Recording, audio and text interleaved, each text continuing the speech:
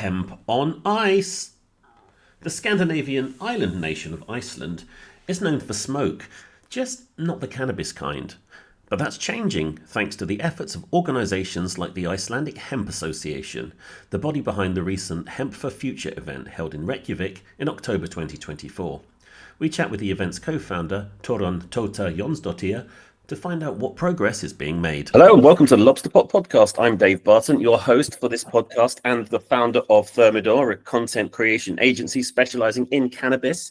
But it's not about me today. I'm speaking to someone who comes from the northerly nation of Iceland, which is not necessarily known for cannabis per se, but things are changing. So welcome, Tóta Jonsdottir. How you doing? Hey, I'm good. Thank you for inviting me. No. Again, what I heard, I recently heard about the hemp for it's the hemp conference that you held in Reykjavik, and again we kind of got chatting, and I thought there's a whole industry happening in Iceland as well, which again, it's interesting. At least we're trying to start some industry, and yes.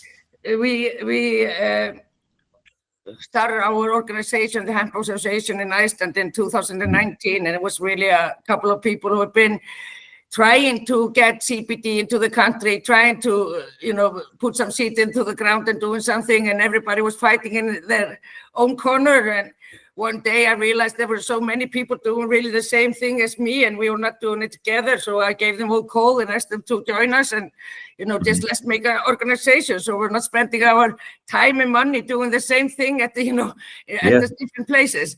So it really started well. We started in September 2019, and we did a little 5-hour conference on the 2nd of October 2019, and we had over 300 people all coming to the conference, and we did not expect that. We expected like 50.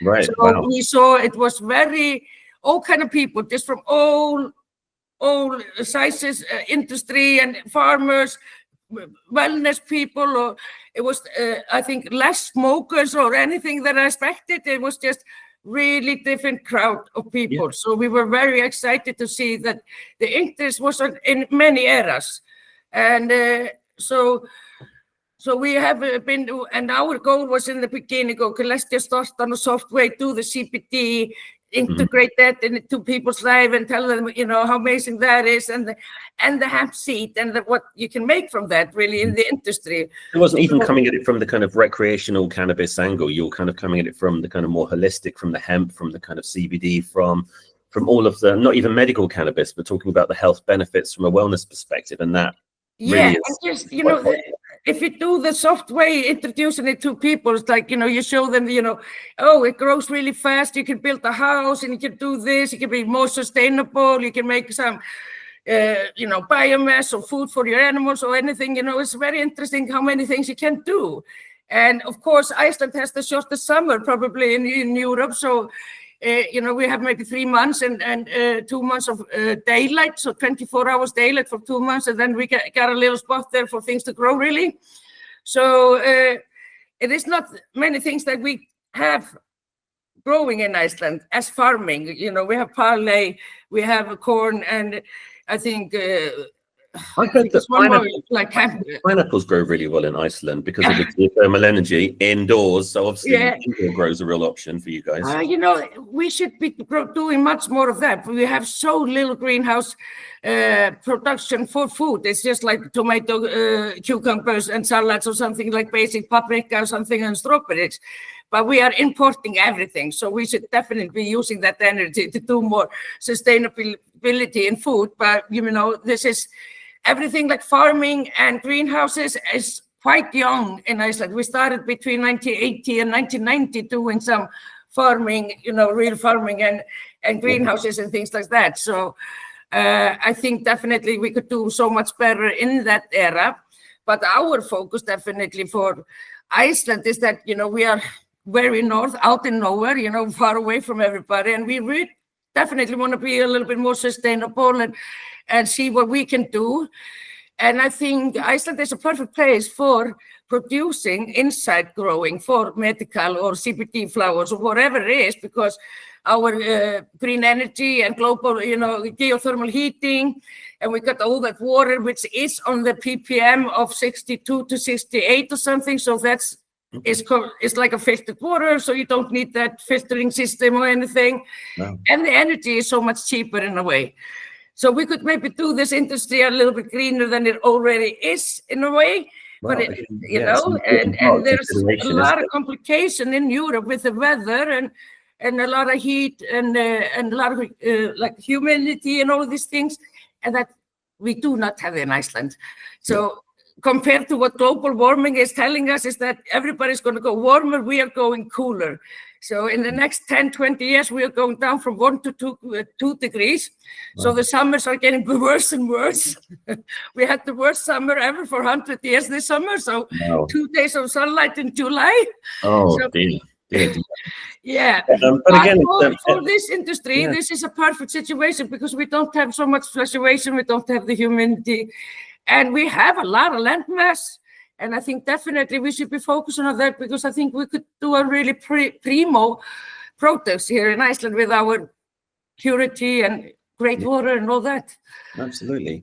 I mean, what's the kind of legal status of cannabis or hemp generally in Iceland right now? Yeah, well, CBD is a topical product in Iceland. Even though everybody's using it for intake, but then we need to import it as a topical product. And we can do what we can do. We can grow industry hemp, and we can use the stems. But the flowers, we can only use the flowers if we're gonna squeeze the flowers or make some oils. We can only do that for the topical product industry because intake is not allowed. So, like I work in a CBD shop sometimes, and we are not allowed to advertise or tell anybody what the CBD does. And it is a skin product, so it's a quite tight. Sure. So you only have we are sitting in a lot of people using it. Yeah, we don't have CBD flower, or do you have that imported? Yeah, we do have that. We go like it is a raw material. We maybe sell it as a tea. Yeah, exactly. I mean, again, this is the thing. There's always a kind of way of looking at it, a workaround that makes it sort of, legitimizes it. But again, in terms of, I guess, the popularity of, say, something like recreational cannabis, is that quite? I can tell you, Iceland has a high use of cannabis. And I think a lot of people don't tell anybody about it, but we know that there has been a huge market here, black market for 20 years, very big market and stable. Until a few years ago, we started to get these foreign gangs into the country, like Albanians and other. And now we are having a lot of problem with that market, and then it's getting very dangerous and a little bit scary. And before, Icelanders are not really criminals. We haven't been using, we don't have weapons. It's first now this last 2 years that people are going downtown with knives, but the era has completely changed since COVID. We're talking about in Iceland this year, we have had 8 murders. This is something we have never had. Usually it's 1, maybe 2 every second year or something, but there is something in the, happening it's here. A real problem. I mean, again, I guess compared to other countries or cities or something, that doesn't sound like a huge crime increase, but I guess for a nation of, was it 250,000 people? We're 380,000 right now, and in the capital, 250,000, I think, or more. For us, because the police don't have guns, and we do not have army or anything. So we have been very lucky, and our kids can just go outside and play, from 5 years old, and you don't worry about it and all these things.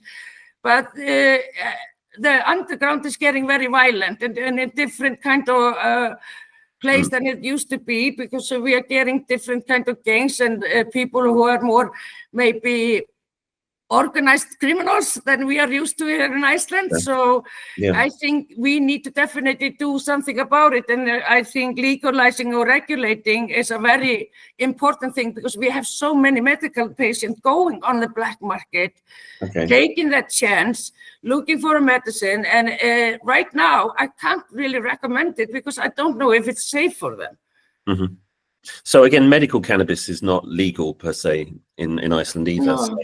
And we're the only Scandinavian country who have not legalized it. And I think it's really outrageous. And we have a highest use of depression and antidepressant medicine in the world, I think, in Iceland.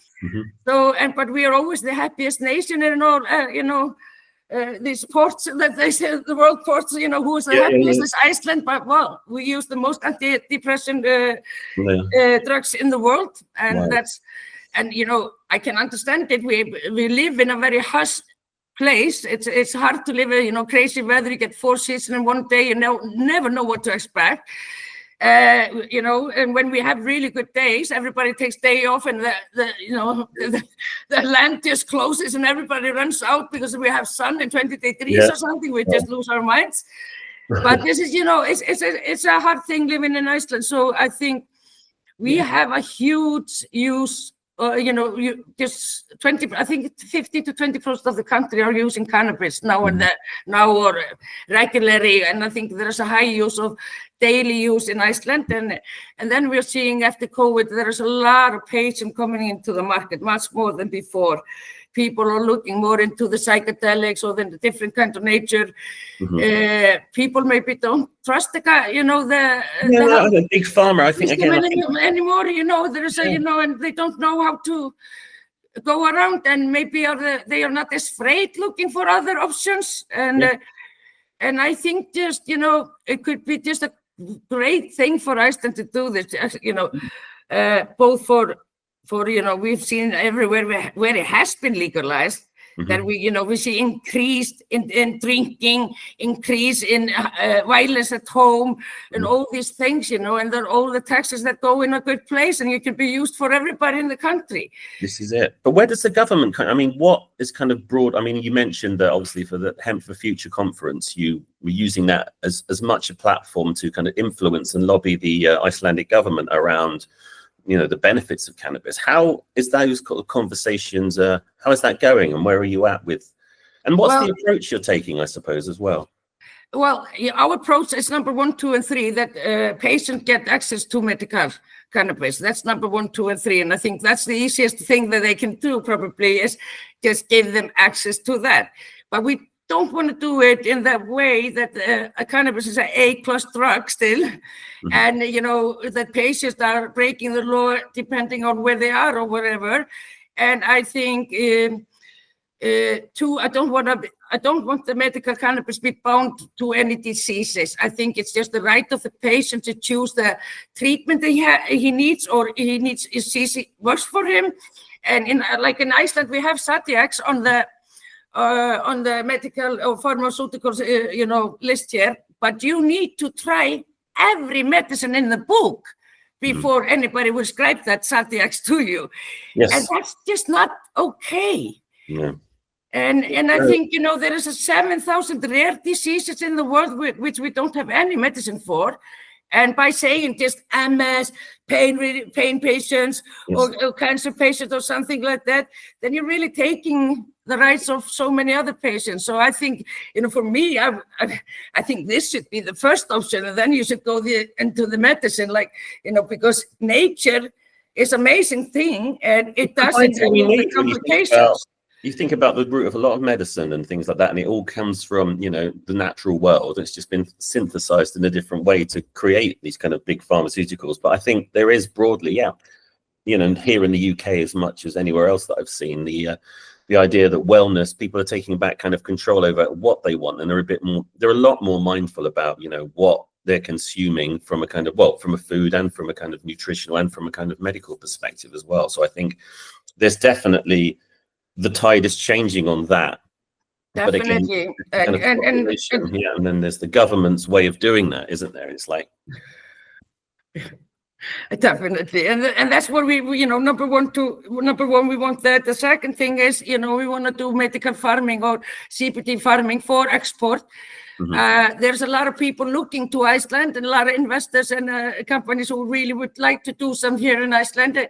And we have a lot of good growers in Iceland, and a lot of people with quite good, knowledge. So I think definitely we could do great things. And I think the government, I've been having a good talk with the health department, and I have been with the environmental department, and they are all quite excited, and they seem to be understanding us finally. They are seeing the opportunities, because when you show them the business and how you can make money, then their eyes opens. And I think definitely after Germany decriminalized, it just changed the era somehow. And I thought this is a perfect time to do something. Oh, absolutely. And another thing is that we have had a high use of opioids in Iceland, and a lot of young kids dying. And we've never had a bigger number in like, I think 60, 70 kids have died this year of overdosing.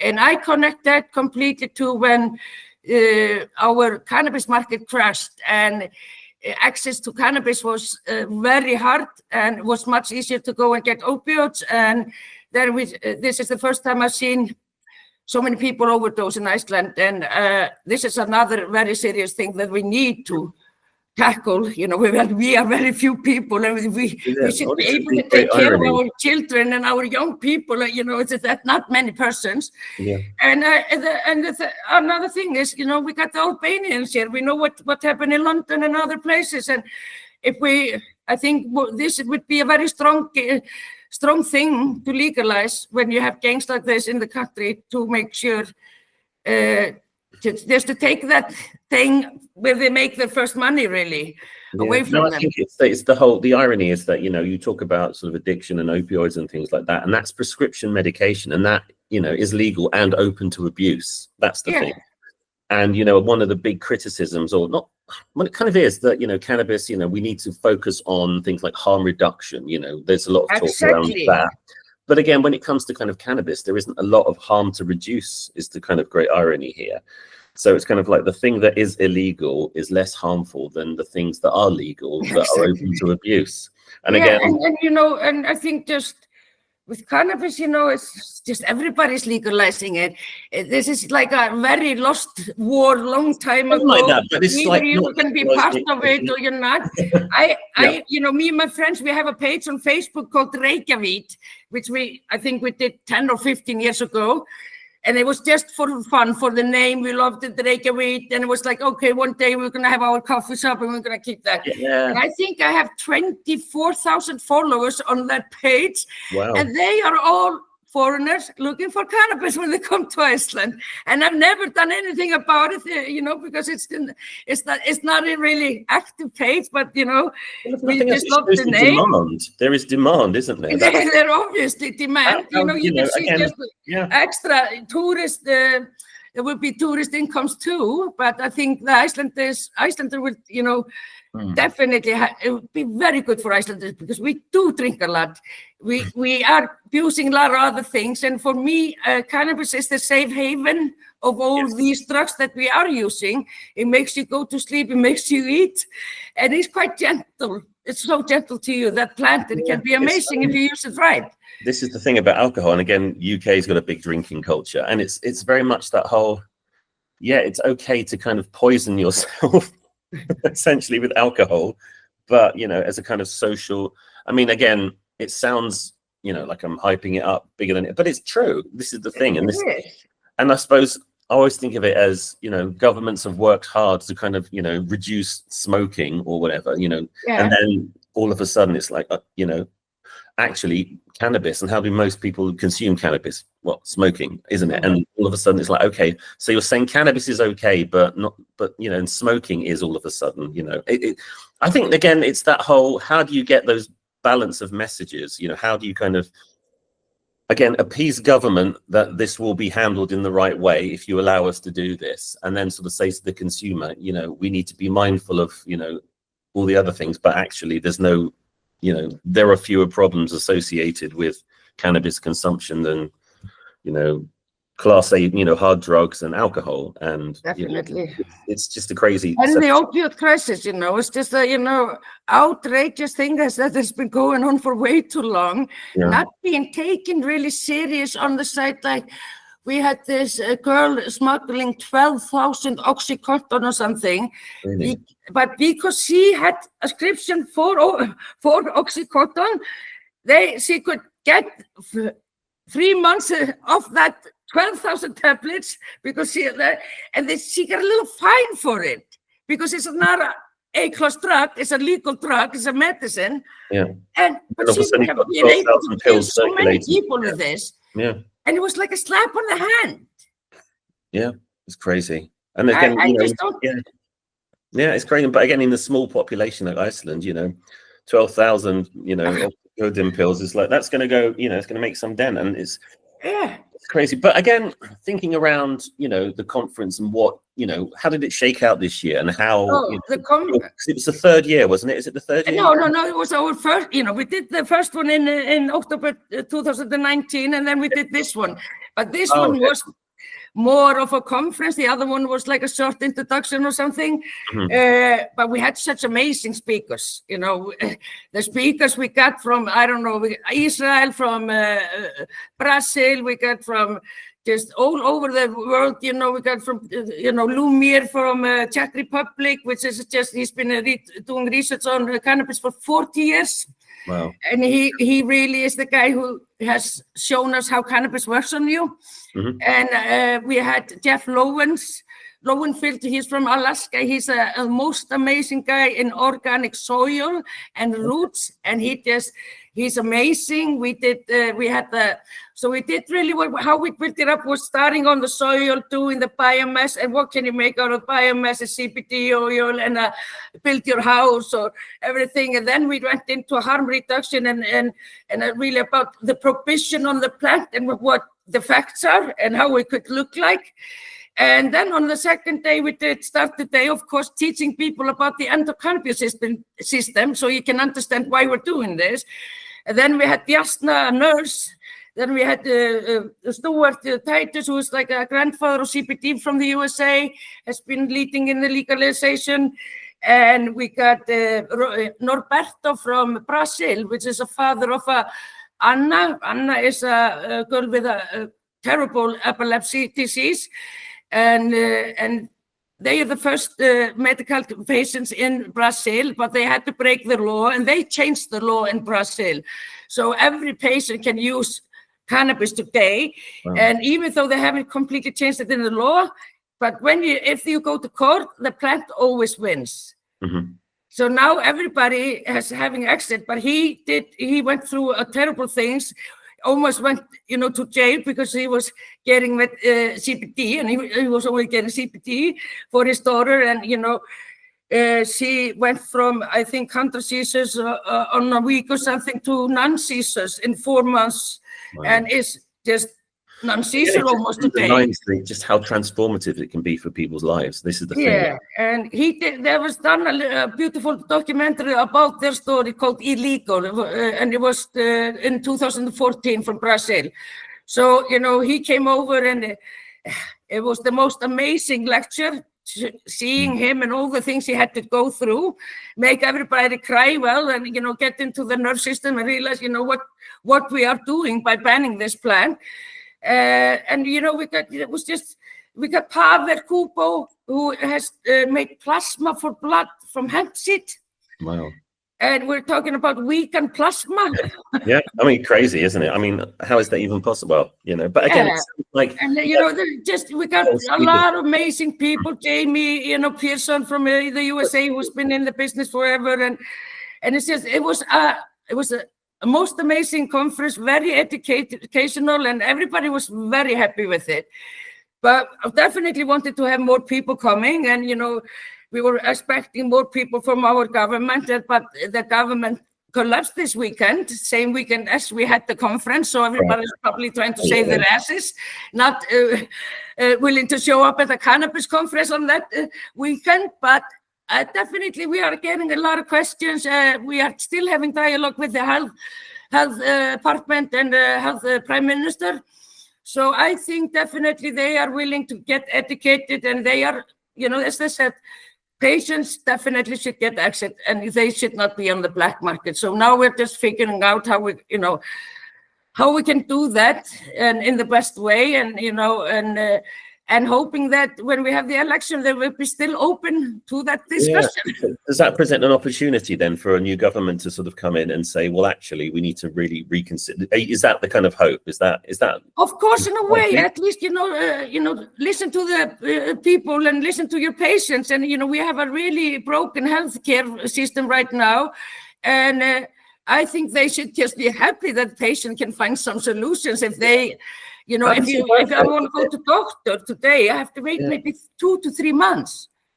How does it kind of work? Is it private healthcare in Iceland, or is it public? There's a very little private healthcare. Yeah.